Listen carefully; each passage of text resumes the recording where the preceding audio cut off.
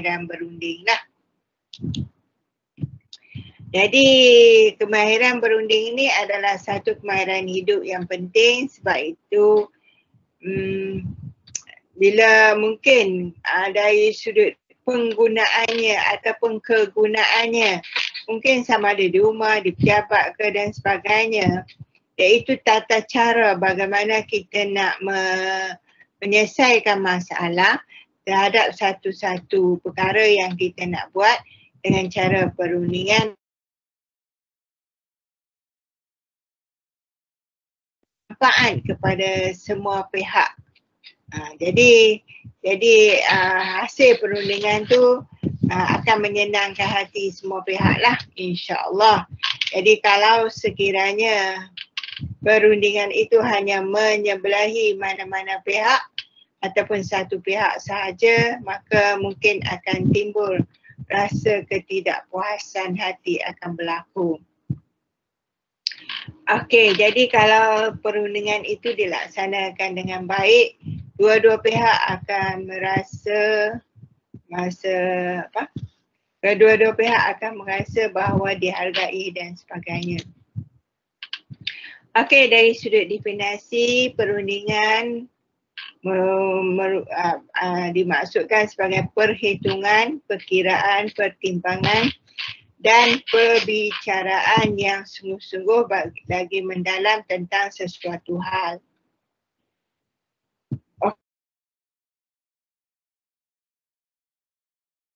In English, yang dimaksudkan dengan perundingan ialah discuss, perbincangan, confer in order to come to an agreement. Maksud perbincangan, perundingan dan sebagainya yang akan menghasilkan persetujuan antara pihak yang berunding. Jadi commonnya dalam masyarakat Melayu, kalau kita tengok perundingan ni, contoh masa merisik. Jadi masa merisik itu ada perundingan lah. Ini contoh ya, perundingan. Nak hantaran berapa, mas kahwin berapa dan sebagainya. Biasanya akan kedua-dua belah pihak tu akan happy lah setelah berlaku perundingan tersebut. Ataupun perundingan kalau kita tengok dari sudut peperangan. Okey.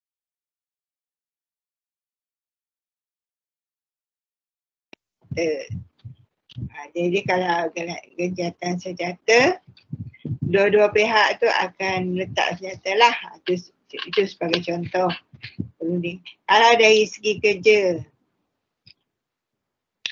okey, kerja maksudnya tender ke apa ke dan sebagainya, okey, akan berlaku proses tawar-menawar dan sebagainya. Okey, jadi rumusan terhadap perundingan ini, perundingan adalah proses tawar-menawar untuk meraih tujuan atau kesepakatan yang boleh diterima. Kemahiran berunding merujuk kepada keupayaan seseorang itu mencapai sesuatu persetujuan. Aplikasi ataupun strategi dan taktik untuk melakukan perundingan ataupun menyelesaikan masalah konflik ke apa dan sebagainya. Jadi ending dia ataupun outputnya ada positif, bukan negatif. Okay. Kemahiran ini diperlukan apabila dua orang yang mengharapkan sesuatu antara satu sama lain. Kalau seorang tak nama perundingan, jadi kalau berlaku antara dua pihak, itu baru nama perundingan. Dengan siapa kita nak berunding? Sebagai contoh dengan rakan sekerja, rakan sekelas dan sebagainya. Contohnya nak buat assignment. Okey, berlaku juga perundingan. A nak buat apa, B nak buat apa, C nak buat apa, nak presentation. A bagaimana, B bagaimana, C bagaimana. Itu perundingan secara tak langsung lah. Ataupun tidak formal. Okey. Penjual dan pembeli, contohnya penjual nak jual barang, pembeli nak beli. Contohnya penjual letak RM15, pembeli kata boleh RM13 tak, tawar menawar. Jadi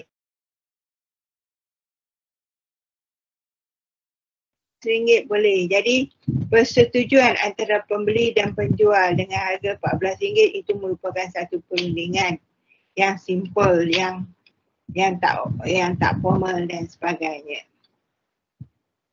Pengguna dan pembekal, contohnya UiTM nak beli sesuatu barang, keluarkan tender.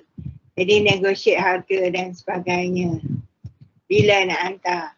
Individu ataupun kumpulan yang berminat ataupun berkepentingan.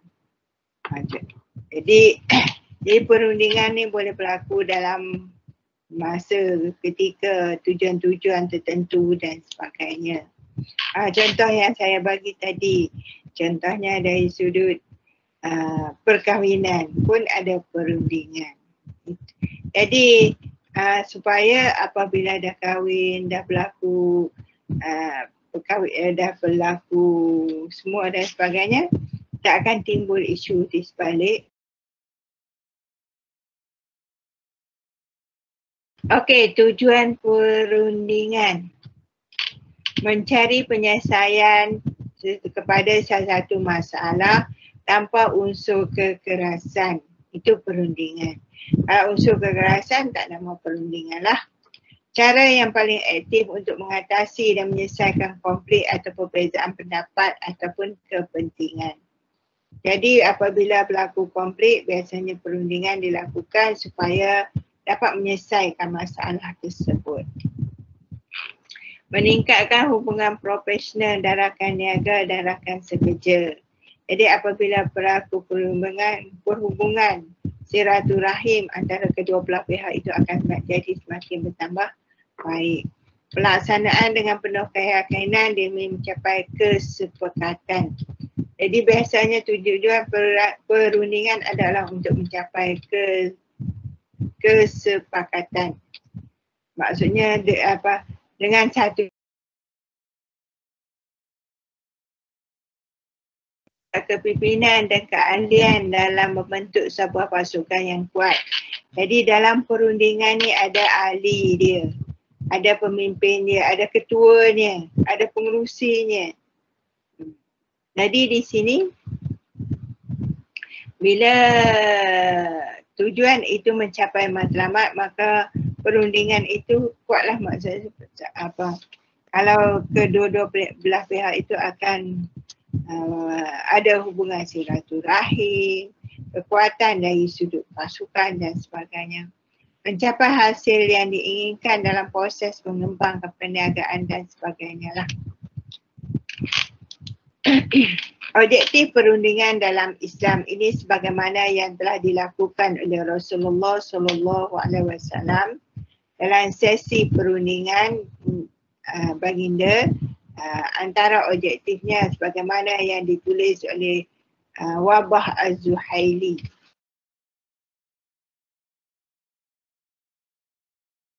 Dan senjata. Apabila berlaku peperangan, jadi kalau sekiranya peperangan itu dah nak tamat, maka gencatan senjata itu berlaku. Jadi nak gencatan senjata ni perlu ada perundingan. Supaya kedua-dua belah pihak tidak tikam belakang, maksudnya kedua-dua belah pihak kena ikut peraturan, kena ikut perjanjian.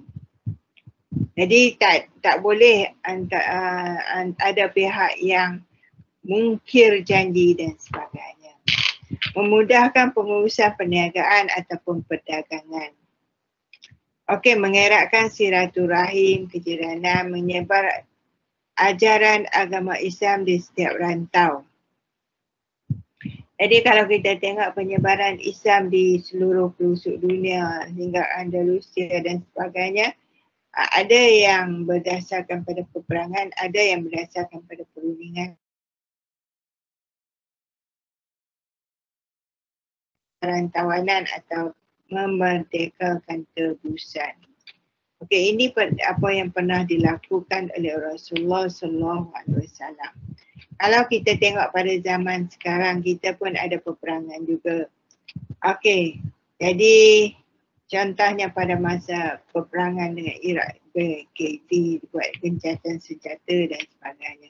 Tapi zaman dulu, zaman Nabi, perang adalah bertujuan untuk menyebarluaskan agama Islam. Tapi zaman sekarang peperangan adalah disebabkan kerakusan manusia mengejar kekayaan dunia dan sebagainya. Mengelak sesuatu yang berbahaya berlaku ke atas umat Islam. Okey. Jadi contohnya kalau kita tengok kita sekarang ni, dunia telah dilanda wabak COVID dan sebagainya. Berlaku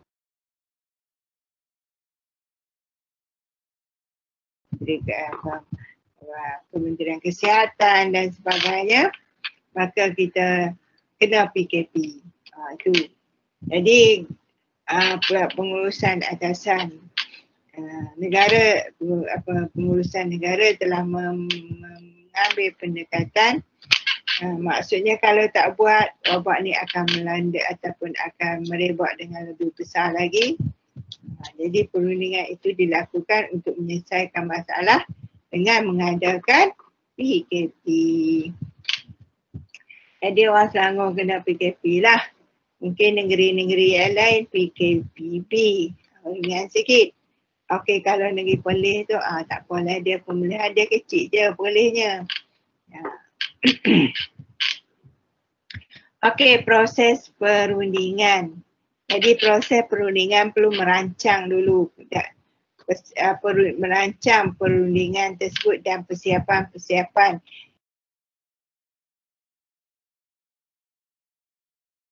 Ada juru cakapnya, siapa ahlinya dan sebagainya.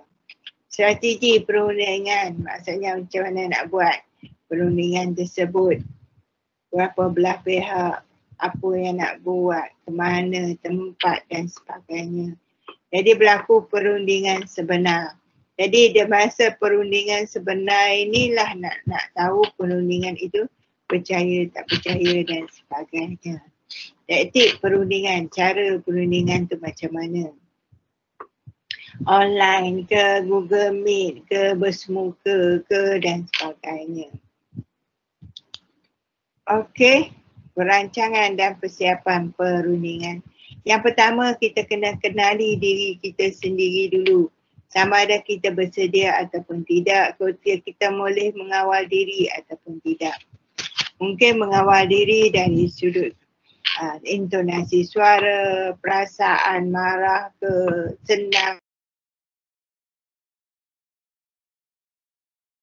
Terusnya kita kena pasti ada perbezaan. Jadi kita kenal orang lain pula. Orang yang kita nak berunding tu siapa? Kenapa kita nak berunding? Mengapa kita nak berunding? Bagaimana kita nak berunding dan sebagainya. Mereka pun inginkan kemenangan macam kita juga. Kalau kita nak menang, mereka pun nak menang. Kalau kita nak gembira, mereka pun nak gembira. Ada kemahiran tertentu, mempunyai daya kesabaran yang berbeza dan sebagainya. Jadi perbezaan pandangan, perbezaan pendapat, perbezaan intelektual. Jadi di sini kemahiran intelektual pun kena berlaku juga. Okey. Perundingan sebenar, ciri-ciri kemahiran berunding, mendengar. Jadi kita kena jadi pendengar yang baik. Dengar dulu apa orang nak cakap, lepas tu baru kita mencelah dan sebagainya. Memberi, okey.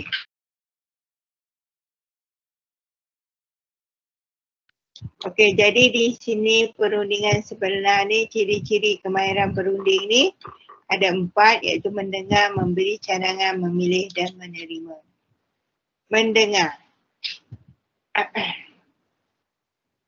Untuk mendapatkan hasil rundingan yang baik, perunding haruslah fokus kepada perbincangan dan mendengar dengan teliti. Maksudnya masa perundingan itu, kita kena dengar dengan teliti. Maksudnya jangan masa perundingan tu ada yang main phone, ada yang bersembang, ada yang membicarakan tentang hal-hal lain dan sebagainya. Jadi kena fokus betul-betul. Di mana kemahiran mendengar merupakan satu proses menerima atau memahami makna dan tindak balas terhadap percakapan atau bukan percakapan untuk mendengar sesuatu yang melibatkan proses minda ataupun pemikiran. Jadi terdapat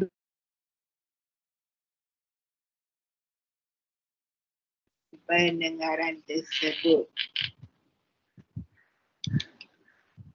Okey, adab mendengar. Tidak mencela idea yang lain. Kita jangan ingat idea kita sahaja yang betul. Jadi mungkin orang lain punya idea-idea dia juga, tapi kita kena dengar dan jangan sama sekali kita mencemooh, mencela, menghina, mengejek idea-idea yang dikeluarkan oleh orang lain. Mungkin pada pandangan kita tak logik ke, tak sesuai ke dan sebagainya. Diam dan perhatikan. Jadi kita kena dengar, perhatikan. Okey, menghadapkan wajah kepada pembicara. Jangan orang berbicara dengan kita, kita pandang kok lain. Orang berbicara dengan kita, kita bersembang dengan orang lain dan sebagainya. Tidak merasakan lebih tahu dengan ni kita kena turunkan level kita tu. Jangan kita rasa kita lebih tahu segala-galanya. Jadi kita kena rendahkan sikit kita punya level tersebut supaya kita tidak ada perasaan ego, sombong, kita sahaja yang betul dan sebagainya. Tidak memotong ataupun memutuskan perbicaraan. Jadi sekiranya orang tu tengah bercakap dan sebagainya, kita tak boleh cut dia cakap dia. Kita kena dengar dulu apa dia punya perbicaraan tersebut. Okey, yang kedua memberi cadangan. Jadi perlu diingatkan bahawa cadangan tidak semestinya wajib diterima. Kita tidak boleh memaksa yang lain menerima cadangan kita. Kalau cadangan kita diterima, kita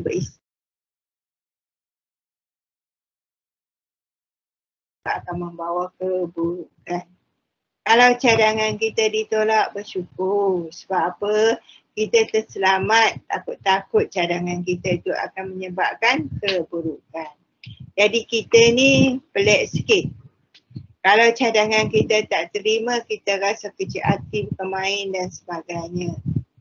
Okey? Tapi kalau cadangan kita diterima, kita suka hatilah.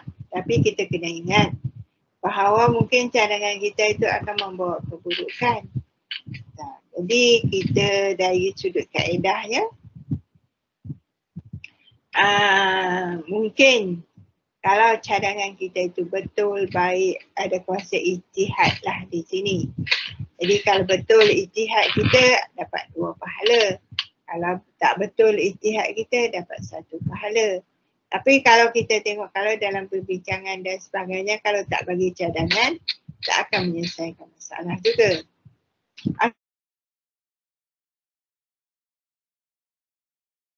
Besarkan lagi masalah yang berlaku ataupun masalah yang ada. Okey? Perlu bertenang supaya dapat berfikir untuk menilai dan memberikan cadangan serta panduan penyelesaian dengan lebih rasional, bukannya berdasarkan perasaan semata-mata. Jadi dalam apa-apa perundingan dan sebagainya, rasional itu penting. Elakkan daripada menghina, mencaci dan menghasut sehingga menjatuhkan maruah dan air muka orang lain yang sedang berbicara dengan kita. Jadi kalau maksudnya dari sudut emosi, kena jaga betul-betul lah semasa berunding tersebut. Yang penting jangan caci orang. Kalau kita tak nak orang caci kita, kita jangan caci orang. Okey, kemahiran memilih yang ketiga. Jadi macam mana kita nak pilih?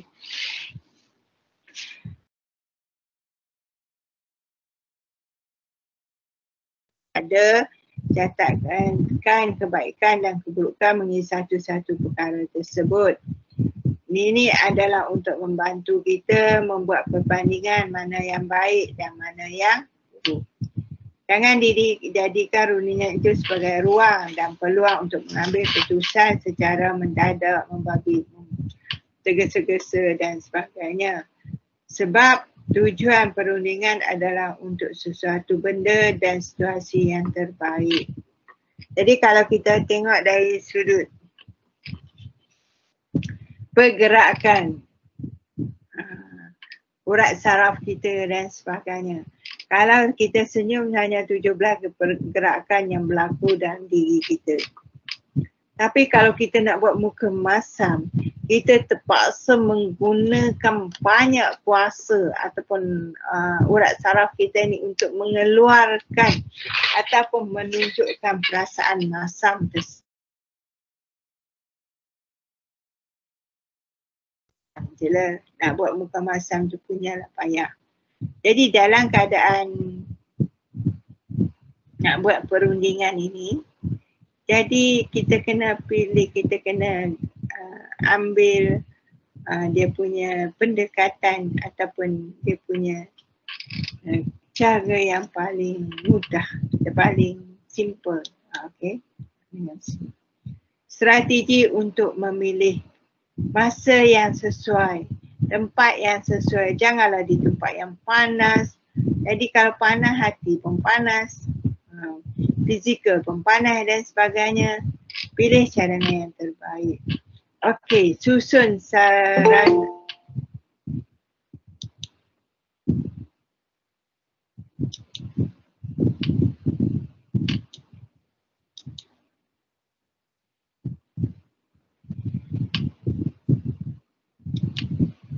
Okey, susun saranan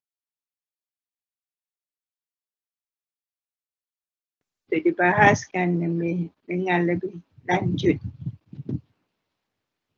Pilih yang terbaik untuk penilaian sama ada diterima ataupun ditolak. Jadi kalau dalam proses memilih ni kita kena tengoklah dia punya kepada siapa. Kalau kita pilih itu dia akan pergi kepada siapa. Untuk kepentingan ummah ataupun untuk kepentingan semua manusia, ataupun yang untuk mencapai sasaran kita sahaja, ataupun yang paling sesuai dengan syariat Allah Subhanahu Wa Taala. Kalau pilihan kita tak mencapai ataupun tidak sampai maksudnya tidak menepati syariat, maka kita kena pilih yang lain yang sesuai dengan apa yang disyariatkan oleh Allah Subhanahu Wa Taala. Okey, kemahiran yang keempat ialah kita kena menerima.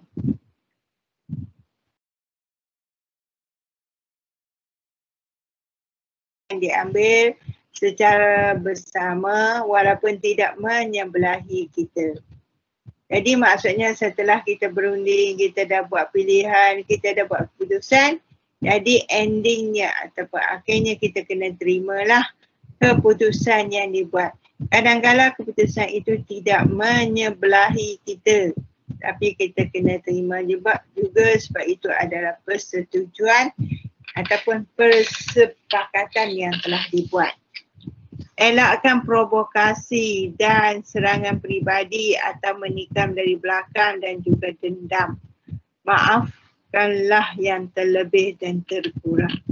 Yalah, kita ni sebagai manusia tak semuanya perfect. Jadi kalau sekiranya berlaku sedikit kekurangan dan sebagainya, maafkanlah.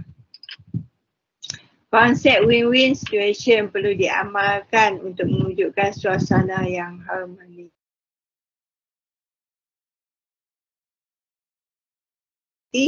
B pun akan senang hati. Jadi kedua-dua belah pihak akan menerima dengan gembira, tenang dan sebagainya. Jadi teliti hasil perundingan tersebut dengan baik, akhiri perundingan dengan semangat ukhuwah. Okey, menerima dengan tenang dan redha apa yang telah diputuskan. Jadi sebagai renungannya, kalau kita tengok kemahiran berunding ni kita boleh bacalah buku dan sebagainya. Tengok ulama'-ulama' dulu macam mana dia buat perundingan dan sebagainya. Kita ambil iktibar, kita tengok cara dia dan sebagainya. Imam Syatibi, kalau kita tengok perbezaan pendapat yang terjadi pada zaman sahabat hingga ke hari ini adalah masalah-masalah yang berkaitan dengan ijtihadiyah. Perkara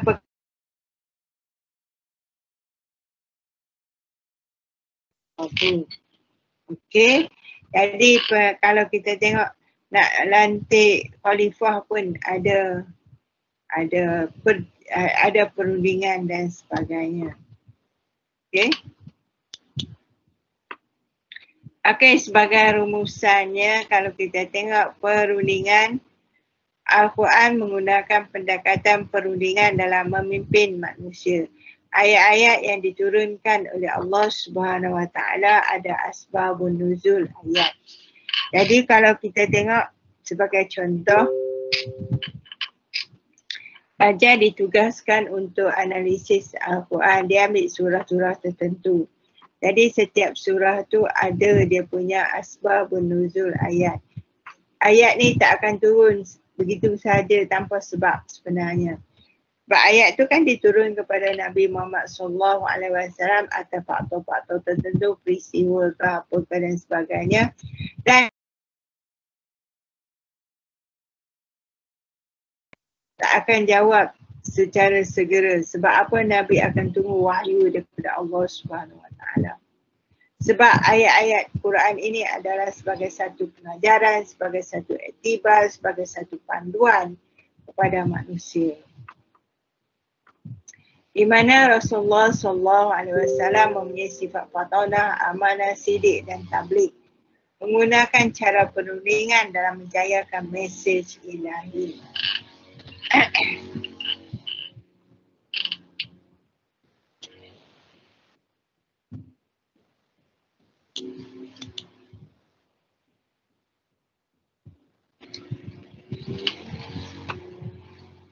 Pendekatan rundingan sejarah Islam.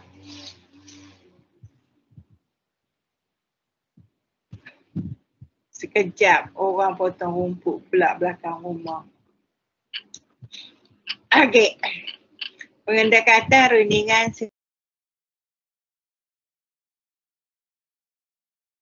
ayat yang berkaitan dengan rundingan.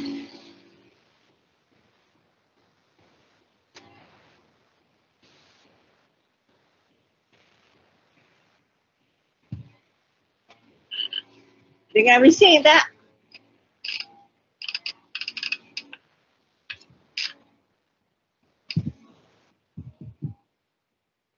Tak ada Hazah. Oh, tak ada, okey. Rujuk Al-Quran kerana dalamnya terdapat banyak ayat yang berkaitan dengan rundingan. Rujuk sirah Rasulullah SAW di mana baginda berunding dengan Muslim dan non-Muslim. Jadi kalau kita tengok zaman Rasulullah ni non-Muslim dia lebih agresif daripada sekarang lah. Jadi bagaimana Rasulullah berbincang dengan mereka nak menunjukkan bahawa sebagai satu contoh lah semasa nak meletakkan dengan puak-puak ataupun ketua-ketua kabilah ialah dengan meletakkan Hajarul Aswad atas helai kain dan maksudnya dipegang oleh puak-puak, ketua-ketua puak tersebut untuk dibawa ke Baitullah. Jadi di sini mungkin nampak simple je benda tu, tetapi dari sudut psikologinya masing-masing merasa mereka dihargai untuk melakukan sesuatu. Ini sebagai contoh. Rujuk para khulafaur rasyidin pada zaman mereka macam mana diadakan perundingan untuk ulama dan ataupun kalau kita tengok refer kepada pendekatan semasa yang selari dengan syariat.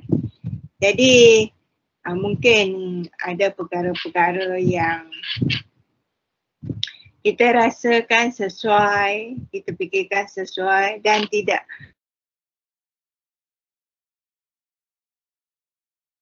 Okey, sebagai rumusannya, rundingan siasat berlaku untuk menyelesaikan persoalan demi kepentingan ummah. Jadi apa-apa dua masalah yang berkaitan dengan kepentingan ummah perlu diselesaikan. Jadi dalam masa nak menyelesaikan inilah contohnya pada masa kita sekarang. Nak beli vaksin COVID itu mahal. Kan dia ada perundingan harga dan sebagainya. Dikatakan bahawa negara maju beli vaksin itu murah, kita beli mahal. Kenapa pula jual kat kita mahal? Okay. Endingnya, contohnya, endingnya kan parma niaga yang dapat berundingan itu dengan harga yang lebih baik dan sebagainya, yang fleksibel. Okey, itu sebagai contoh dalam masa terkini, dalam keadaan sekarang. Okey, umat Islam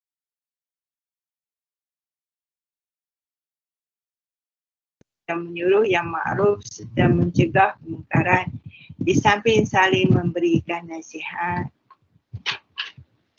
Jadi kita hidup bermasyarakat. Sebagai contoh, kita tak boleh hidup sendiri.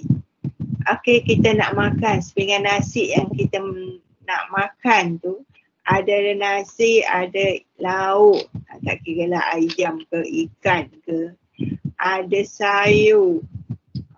Nak masak nasi guna periuk. Nak periuk, nak memerlukan kepada elektrik. Elektrik ada engineer elektrik pula kena pasang rumah kita dan sebagainya. Okey, mainnya adalah TNB, Tenaga Nasional Malaysia. Okey, jadi di sini nak makan sepinggan nasi je, tetapi berapa ramai orang yang terlibat atau orang lain yang terlibat dan tak pergi nak bela ulat, nak tanam pokok kapas, nak tenun kain, dah kain jadi baju, nak cari pula mesin jahit, nak jahit baju dan sebagainya. Nak cari pula pewarna pada baju tersebut, merah ke biru ke kuning ke apa dan sebagainya. Padahal nak pakai selai baju je. Jadi berapa ramai orang yang terlibat untuk selai baju kita tu. Sebenarnya kita hidup ni, tak boleh kita hidup sendiri, kita hidup bermasyarakat. Kena appreciate orang lain dalam kehidupan kita. Okey. Jadi kalau kita pergaulan mengikut batasan agama, jarak sebagai contoh, jarak antara lelaki dan perempuan jadi 1 meter. Sebenarnya kalau kita tengok masa COVID ni memang jarak 1 meter. Sebenarnya Islam pun dah suruh dah. 1 meter tu lama dah, bukan baru. Okey.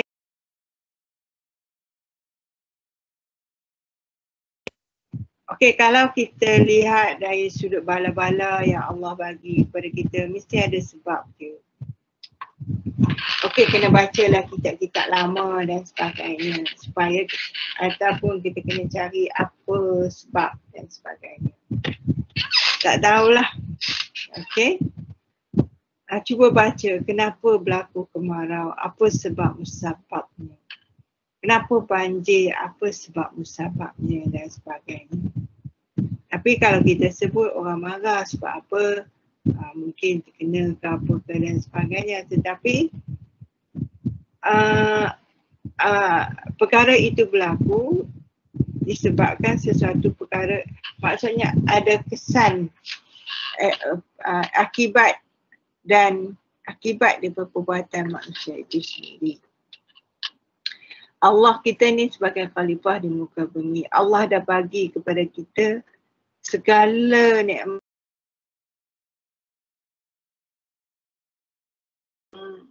Allah anugerah alam ni kepada kita untuk kita uruskan. Jadi manusia lah yang nak menjadi baik ataupun buruk kepada alam ni. Jadi manusia sekarang ni, kalau manusia itu manusia yang beriman, yang patuh, pada Allah Subhanahu Wa Taala. Dia tak akan buat benda-benda yang tak baik. Masalahnya yang memerintah dunia sekarang bukan manusia-manusia yang beriman. Bukanlah langsung tak ada, ada. Tetapi mungkin yang beriman tu lebih sedikit daripada yang tidak beriman, menyebabkan kemusnahan itu berlaku pada dunia. Okey, saling nasihat menasihati. Kadang-kadang kita ni bukanlah sempurna sepenuhnya. Jadi kalau ada orang nasihat kita dan sebagainya adalah bertujuan, dia sayang kepada kita dan bertujuan untuk memperbaiki diri kita sebenarnya. Okey, kehidupan seorang mukmin sejati tidak hanya untuk dirinya semata-mata, bahkan hidup untuk berbakti kepada orang doktor sekarang ni. Jadi frontliner, betapa besarnya pengorbanan mereka.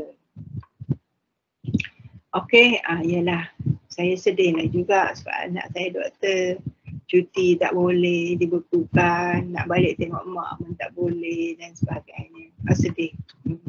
Tak apa, itu pengorbanan dia. Dan dia niat, masa dia nak pilih jadi doktor pun atas konsep nak berbakti kepada masyarakat. Itu niat, itu asal dia. Jadi itu pilihan dia.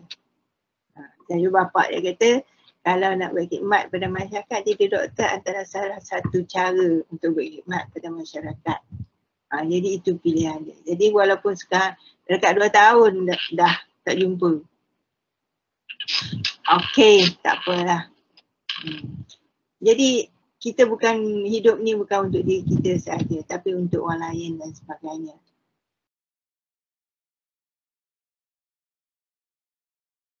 Hentam-hentam dan sebagainya. Jadi kalau kita tengok dalam masyarakat,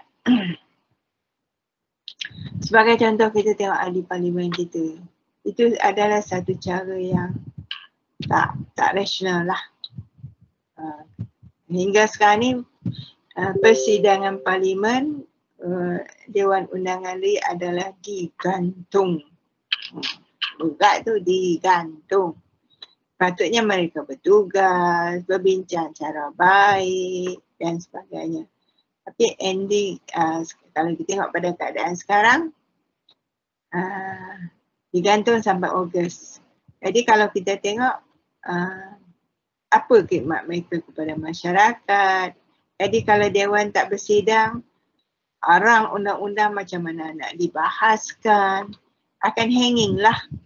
Dia punya, sebabnya dia ada kesan, banyak kesan dari sudut. Sekarang ni baru bulan Januari. Nak tunggu Ogos tu lama lagi. Okey, mungkin pelajar dia tak terfikirlah sampai macam tu, mungkin macam orang tua je saya ni dan sebagainya. Mungkin saya mungkin terfikir perkara-perkara nampak senang, okey digantung. Tetapi kesan penggantungan tersebut banyak benda sebenarnya. Okey, semua urusan kehidupan perlukan perundingan yang sebenar. Kepahaman dan kepakaran akan membebaskan tindakan secara sempit dan terhad dalam menghadapi dan melaksanakan tanggungjawab. Okey. Jadi contohnya kita dengan keluarga, kita dengan masyarakat dan sebagainya. Jadi kalau kita tengok, memang kalau kita diberi peluang, kita diberi masa dan sebagainya,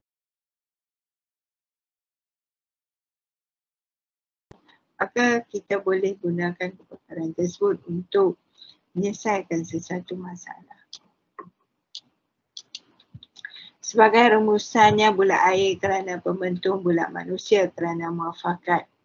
Jadi kalau kita sama-sama bersatu hati dan sebagainya, jadi kita akan dapat satu perundingan yang baik, perundingan yang sempurna dan disenangi oleh semua pihak.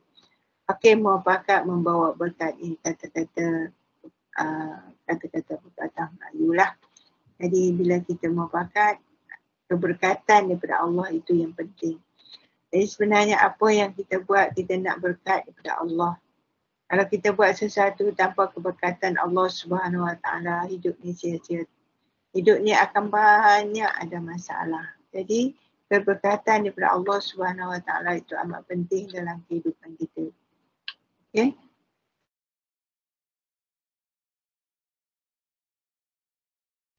Tajuk ke-13.